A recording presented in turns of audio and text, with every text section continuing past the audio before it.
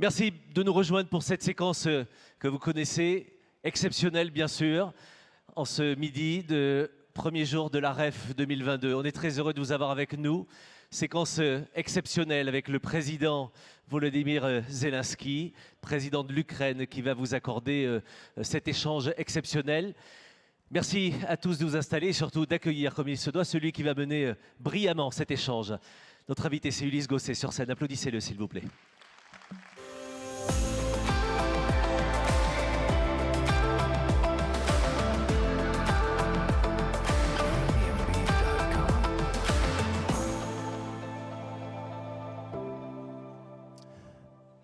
Bonjour à tous.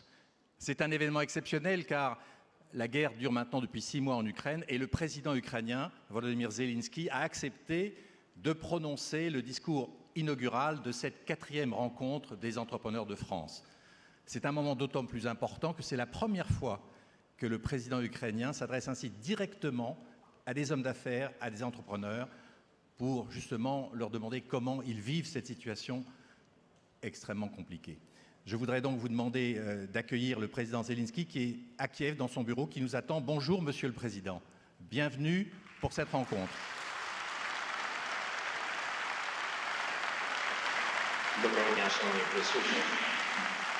Bonjour, chers participants. Merci.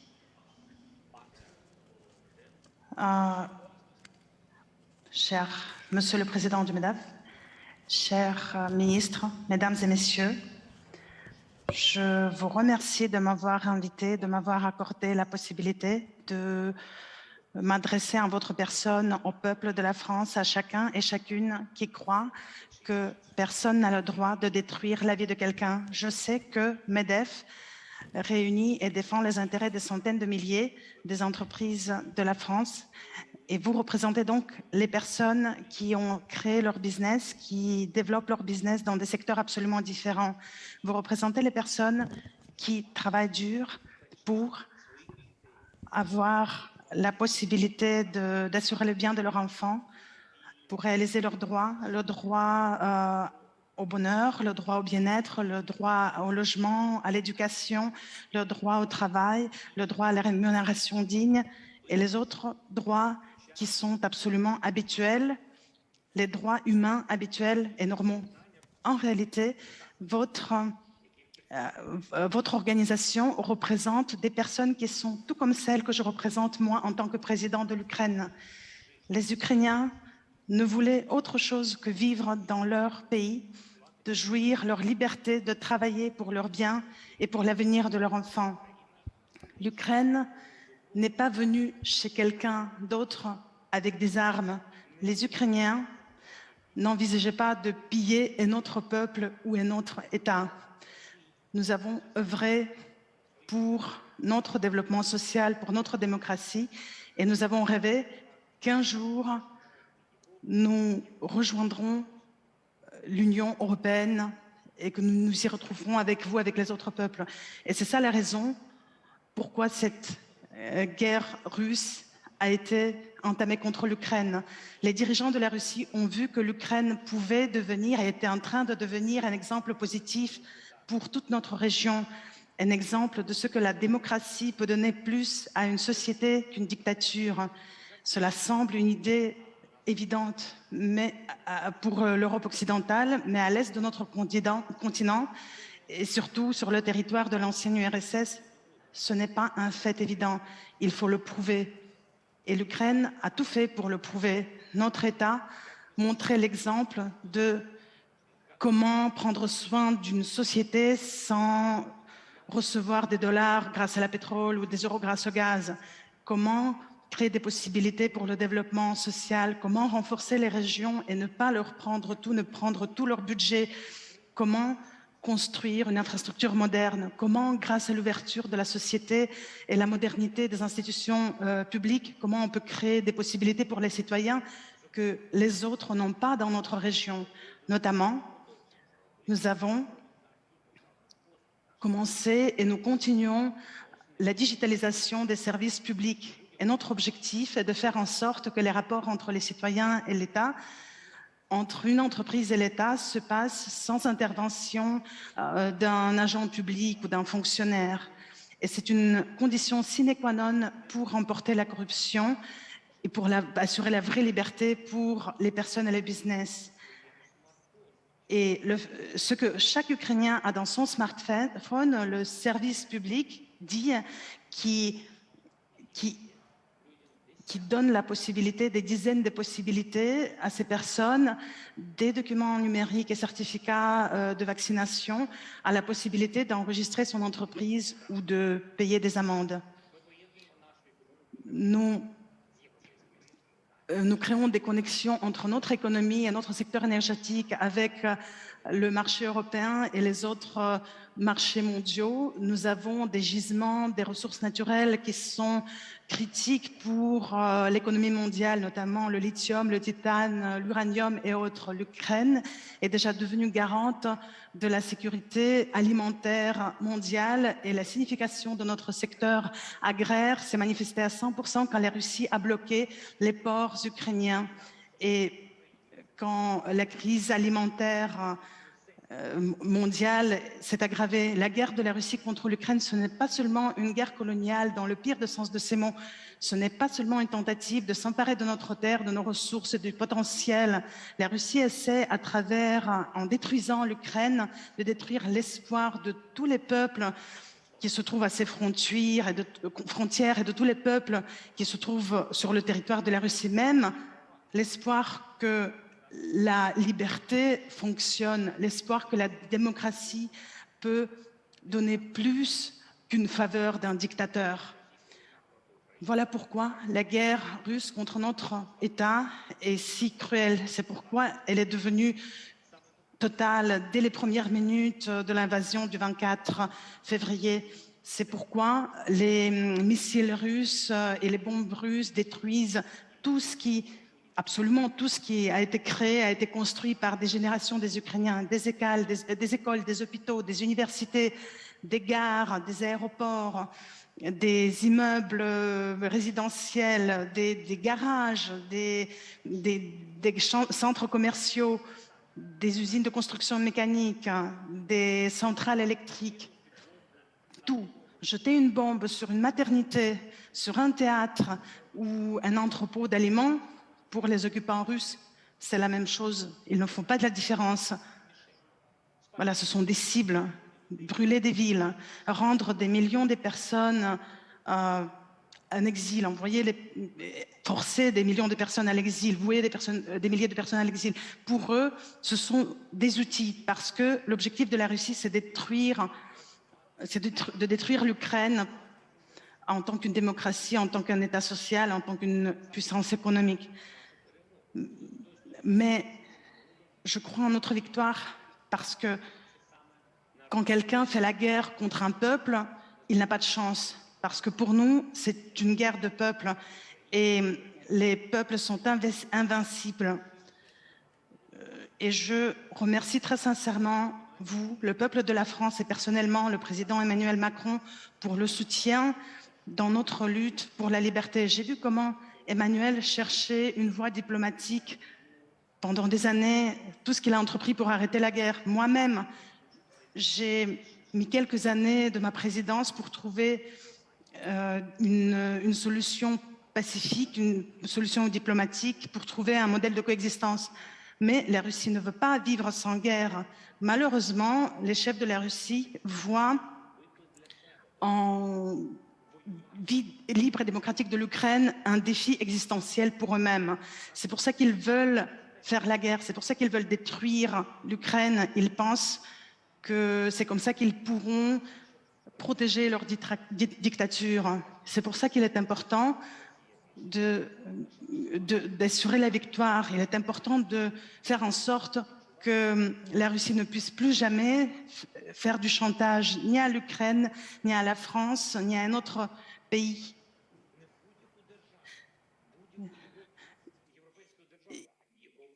Et il s'agit du chantage qui est fait à l'Europe entière et les menaces qu'elle ne puisse plus menacer ni par la guerre, ni par la crise énergétique, ni par la crise alimentaire.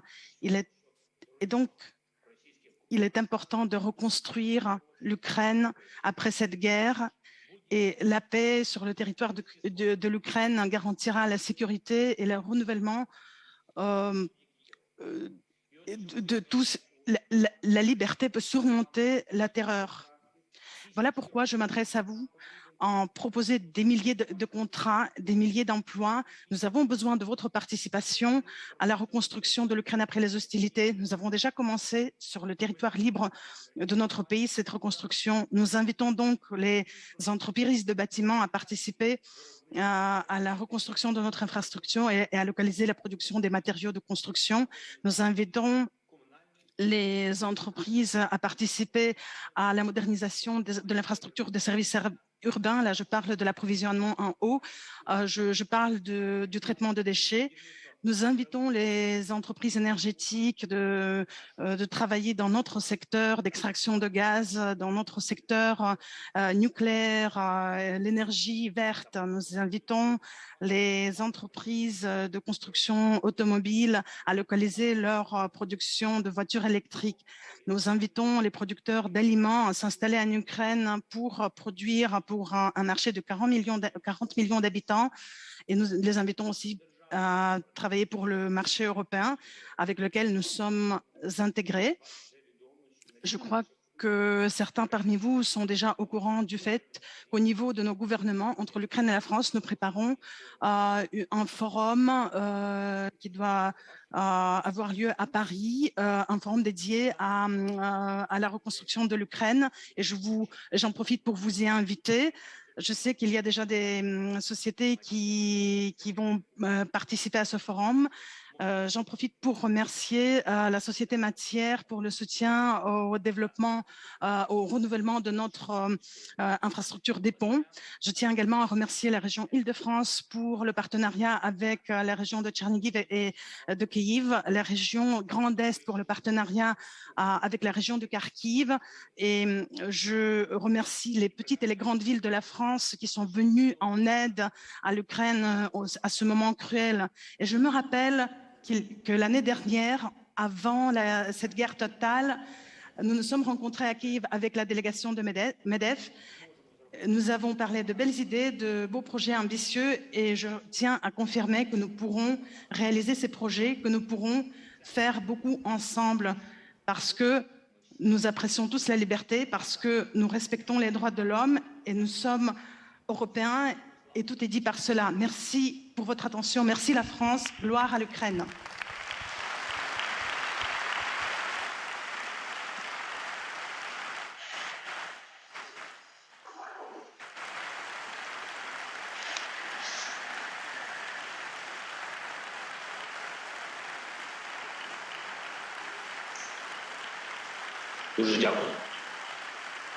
Merci beaucoup.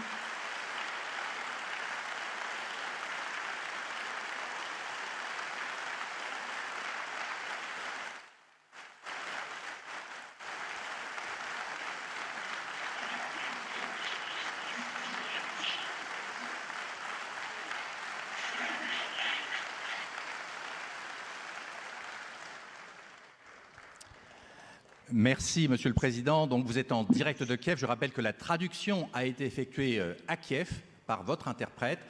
Et je voulais vous poser tout de suite une première question. Cela fait maintenant 6 mois que la guerre dure en Ukraine. Aujourd'hui même, il y a des bombardements contre l'Ukraine. Et il y a un risque de lassitude, de fatigue des opinions publiques. On a vu que vous remerciez aujourd'hui chaleureusement à la fois les entrepreneurs, les Français, le président de la République. Est-ce qu'il y a effectivement un risque que le soutien à l'Ukraine ne soit plus aussi fort qu'au début du conflit? Est-ce que vous avez confiance, compte tenu du chantage, de la guerre, de la pression de Vladimir Poutine, du chantage nucléaire? On voit aujourd'hui la crise de la centrale de Zaporijjia. Est-ce que vous avez confiance que le soutien des Français en particulier, mais pas seulement, va se poursuivre alors que l'hiver approche et que la guerre va durer?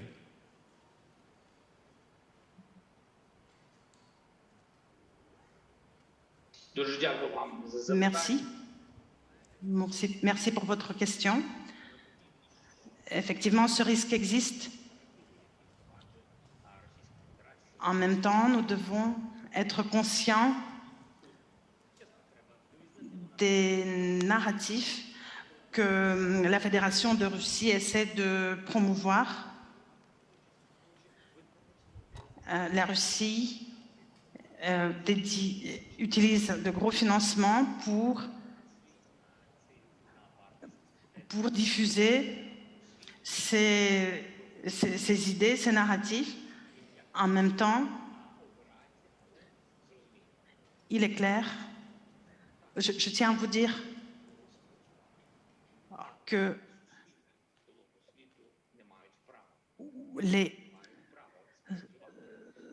cela ne doit pas fonctionner parce que je vous ai parlé des valeurs et si on ne fait plus attention à ces valeurs, on va perdre beaucoup plus. Parce que la question de la survie de l'humanité, ce n'est pas un objectif, c'est une stratégie. Et cela ne peut pas être l'objectif uniquement de notre État. Parce que là, il s'agit de la survie de l'humanité, de la survie de l'Europe. Et la Russie, ce n'est pas un partenaire avec qui tu peux construire un avenir ou avec qui tu peux être concurrent. Mais que fait la Russie? La Russie crée un problème et ensuite, elle fait tous les autres le résoudre. Quand il y a eu, par exemple, la situation avec des vaccins et quand il y a eu une vague de désinformation, c'était quelque chose qui concernait directement les vies humaines. Un troisième exemple, bon, on ne parle pas de la guerre en Ukraine. Prenons quelque chose qui a un impact sur toute l'Europe. Le blocage de notre littoral, de nos ports. Parce que l'Ukraine, elle a suffisamment de ressources. Et ça, il s'agit, si on parle de la production ukrainienne qui ne peut pas sortir, qui ne peut pas être exportée, cela fait souffrir plusieurs pays, plusieurs États, et ce qui provoque des hausses des prix. Et donc nos ports, ils sont bloqués via des bombardements. Donc on n'a pas le droit de se lasser. Parce que on ne peut pas accepter qu'un État on ne peut pas faire du business entre les États, entre les personnes. Parce que il faut qu'il y ait des règles, il faut que la concurrence puisse donner des opportunités. Mais eux, ils transforment toute leur idée ambitieuse, une idée malsaine, ils transforment ces idées à ces risques. Le risque énergétique, le risque alimentaire. Oui, vous avez évoqué la centrale nucléaire de Zaporizhia. Qu'est-ce que cela veut dire? Il s'agit de 6 blocs nucléaires, 6 Tchernobyl. 6 fois Tchernobyl. S'il y a quelque chose si un bloc explose, à Tchernobyl c'était un bloc qui a explosé, mais à Zaporizhia il y a 6 blocs qui peuvent exploser. Donc la question, ce n'est pas la question d'une lassitude, c'est la question d'une stratégie de la survie du monde. Je crois que cette stratégie doit se baser pas sur l'idée de faire un prix de gaz en hiver. Les gens, ils doivent savoir que dans 1 an, dans 5 ans, ils doivent avoir du gaz. On ne peut pas trouver des solutions provisoires. Donc, le projet d'une survie stratégique de l'humanité dépend aujourd'hui, malheureusement, de l'humanité et de la façon dont les gens perçoivent ce conflit. Nous devons rester ensemble, nous devons rester unis, et c'est là seulement que nous avons la chance de survivre. Alors, Monsieur le Président, quand même, vous vous adressez à des entrepreneurs et vous vous adressez aux Français qui vont voir cet hiver des risques de coupure d'électricité, le prix du gaz, vous l'avez noté, va augmenter et les entrepreneurs risquent de devoir mettre la clé sous la porte en raison de la récession qui s'annonce. Qu'est-ce que vous dites concrètement à tous ces hommes d'affaires, ces entrepreneurs et ces Français qui vont devoir supporter ainsi le poids de la guerre?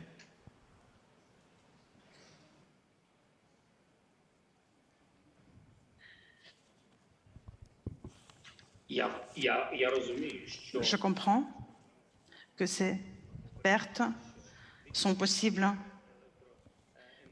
Nous avons déjà prévenu, nous avons déjà parlé des risques possibles liés à la fourniture de l'énergie.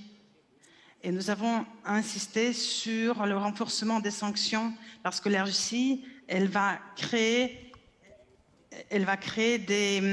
un déficit artificiel. En même temps, ils sont en train de brûler le gaz parce qu'ils ne peuvent pas le vendre.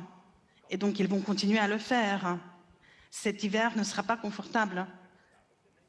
Mais il faut leur montrer leur place. Il faut leur montrer leur place. Le business, il doit rompre avec la Fédération de Russie. On ne peut pas accueillir des Russes à la Côte d'Azur de France. Parce que les Russes, ils adorent leur Russie, mais ils aiment venir en France pour des vacances, pour se reposer. Ils achètent de l'immobilier, ils ouvrent leur business en France.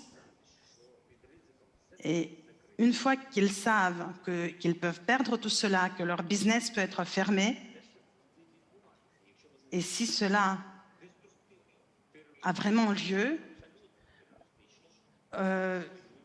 cela peut apporter des fruits.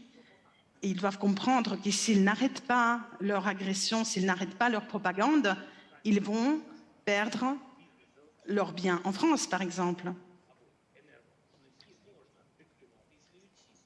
Ce n'est pas possible d'imaginer une situation où, en se trouvant dans la situation qu'on puisse dicter, en faisant du chantage énergétique, qu'on puisse dicter sa volonté.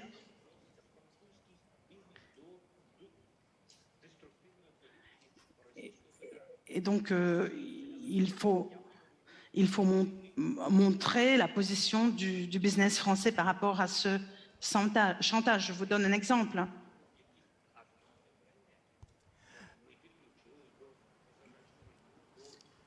Si nous parlons de l'énergie nucléaire, malgré la guerre, nous sommes connectés au réseau européen de l'énergie. Nous sommes prêts à fournir de l'énergie à bas prix pour l'Europe.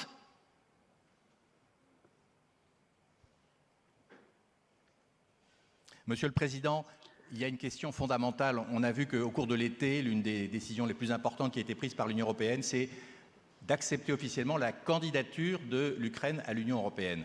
La question qu'aujourd'hui tout le monde se pose, c'est de savoir si l'Ukraine est prête à intégrer l'Union européenne. Est-ce qu'elle est prête à respecter le droit européen pour les entreprises? Est-ce qu'elle est prête à respecter les règles du marché, celles de la concurrence loyale, celles de la transparence? Est-ce que vous pouvez aujourd'hui nous dire où vous en êtes et si effectivement vous pensez que l'Ukraine peut effectivement intégrer après la guerre l'Union européenne et dans quelles conditions?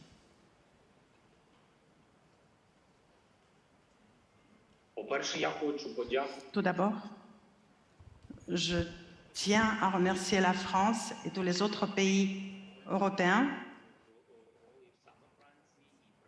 Et je tiens à souligner le rôle important de la France même et du président Macron, parce que grâce notamment à ces efforts, nous avons reçu ce statut de candidat à l'adhésion à l'Union européenne. L'Ukraine est un pays courageux, est un pays honnête, et je pense que vous allez le voir. Deuxièmement, c'est vrai que les défis énergétiques sont les plus durs aujourd'hui. J'ai évoqué l'énergie électrique, l'électricité ukrainienne, et nous sommes prêts à fournir cette énergie à l'Europe. En ce qui concerne l'agriculture ukrainienne, je pense que sans blocage, sans ces risques alimentaires, je pense que plusieurs pays n'auraient même pas pu imaginer et comprendre à quel point l'Ukraine est importante pour la sécurité alimentaire. Et ce n'est pas la question, ce n'est pas la question de vendre notre production. C'est pour ça que j'invite toutes les entreprises qui ont des technologies, je les invite à venir sur notre marché pour, notamment les sociétés qui se spécialisent en transformation alimentaire, agricole. Et donc, vous allez voir que tout fonctionne, que les entreprises étrangères peuvent se sentir bien sur notre territoire. Et je répète que grâce à la digitalisation, nous arrivons à surmonter la corruption. Et nous sommes en train de le faire. Nous l'avons déjà fait au niveau supérieur. Je crois que l'Ukraine est une des plus fortes sur le continent européen dans ce sens. Deux très courtes questions, Monsieur le Président. D'abord, à combien estimez-vous le coût de la reconstruction en Ukraine? La dernière conférence de Lugano qui a eu lieu en juillet parlait de 600 à 700 milliards d'euros ou de dollars. Quelle est votre estimation à vous? Est-ce qu'il faut un plan Marshall pour l'Ukraine? Quelle est la demande que vous formulez et quel est le coût envisagé de cette reconstruction?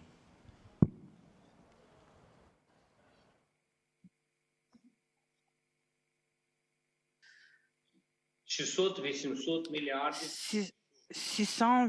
milliards, c'est le montant qu'on a nommé à Lugano. C'était des chiffres qui étaient obtenus après des analyses fiables. Et donc, oui, il s'agit bien de ces montants.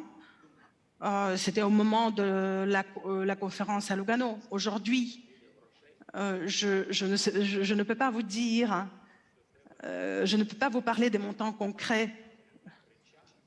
Je pense qu'on doit nous concentrer sur des mesures fast recovery. Et moi, en tant que citoyen de l'Ukraine, en tant que président, je me serais concentré surtout sur le renouvellement de la reconstruction, l'infrastructure éducative, les ports, les transports et le logement. Parce que notre objectif, c'est de faire revenir les personnes qui sont parties actuellement. C'est pragmatique, parce que les personnes doivent travailler, doivent remplir des budgets. Voilà pourquoi je crois qu'il faut se concentrer sur ce plan fast recovery, donc certaines choses qu'on pourrait faire dès maintenant. Et donc, j'invite les entreprises françaises à venir en Ukraine pour nous aider dans cette période difficile, pour que les personnes déplacées, les personnes qui sont parties, qui ont quitté le pays, pour que ces personnes puissent revenir et avoir tout ce qu'il leur faut, le logement, les écoles, etc. Merci, Monsieur le Président, d'avoir accepté d'inaugurer donc ces nouvelles rencontres avec les entrepreneurs français. Une toute dernière question. Est-ce que vous allez venir en France? Et vous êtes l'incarnation finalement de la résistance, vous êtes d'une certaine manière un survivant. En quoi la guerre vous a-t-elle changé? Est-ce que vous pouvez dire à tous ces hommes et ces femmes, ces Français qui vous écoutent, en quoi la guerre vous a changé et a changé l'Ukraine?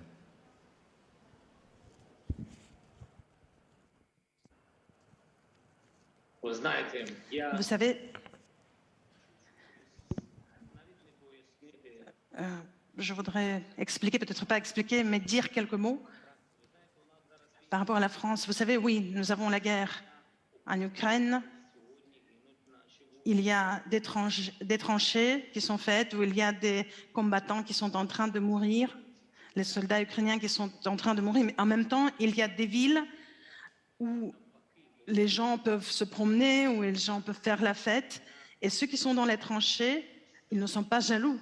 Ils savent pourquoi ils combattent. Et tout le monde, toute la société comprend qu'il faut travailler, qu'il faut respirer.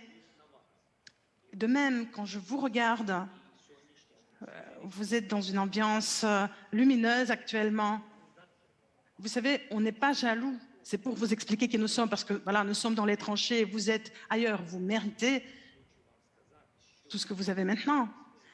Au contraire, je dois dire que dans cette ambiance pacifique où vous trouvez actuellement, il faut que vous défendiez votre ambiance pacifique. Vous avez cette possibilité parce que la guerre, elle se passe sur notre territoire. Pour éviter qu'une guerre arrive sur votre territoire, pour qu'une guerre ne détruise toute cette beauté, tout ce qui est lumineux chez vous, tout ce dont vous profitez, vous jouissez, vous prenez plaisir. Et c'est votre droit, c'est le droit d'un pays pacifique. Mais nous luttons pour cela, donc ne soyez pas fatigués de la guerre en Ukraine, parce que c'est une guerre pour la paix notamment dont vous jouissez maintenant. Je vous le souhaite très sincèrement. Merci beaucoup.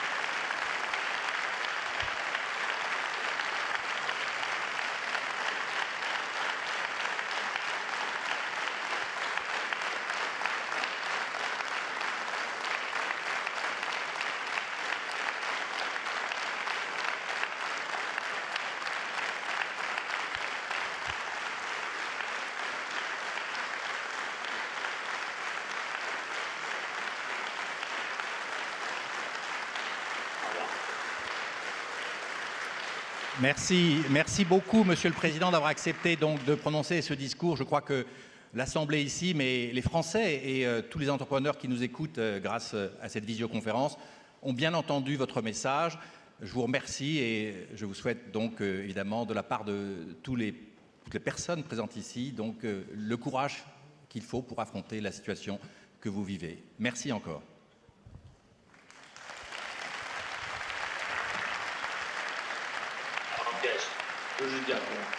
Merci. Merci beaucoup. Merci beaucoup au président Volodymyr Zelensky. Je voudrais que l'on remercie ensemble Ulysse Gosset pour cet entretien. Merci beaucoup, cher Ulysse. Merci à vous. Merci au MEDEF de nous offrir des instants exceptionnels chaque année et toutes les équipes qui travaillent sur cela depuis des mois. Mesdames et messieurs, on va se retrouver cet après-midi pour le grand moment que vous attendez tous avec Geoffroy Roux de Bézieux. Je vous attends à 14 h, c'est le début précis, donc vous serez là 10 minutes ou un quart d'heure avant pour prendre vos places s'il vous plaît. Et après Geoffroy Roux de Bézieux et l'introduction importante de cette REF, nous recevrons notre première ministre Elisabeth Borne, qui viendra passer un moment avec vous, avant de recevoir ensuite Mateusz Morawiecki, le Premier ministre polonais, et ensuite tout le programme riche auquel vous pourrez participer. Rendez-vous sur les planches auprès des stands des partenaires, à la librairie Chan, pour rencontrer les différentes personnalités pour des dédicaces. À tout à l'heure. Belle rentrée, belle arrivée à tous.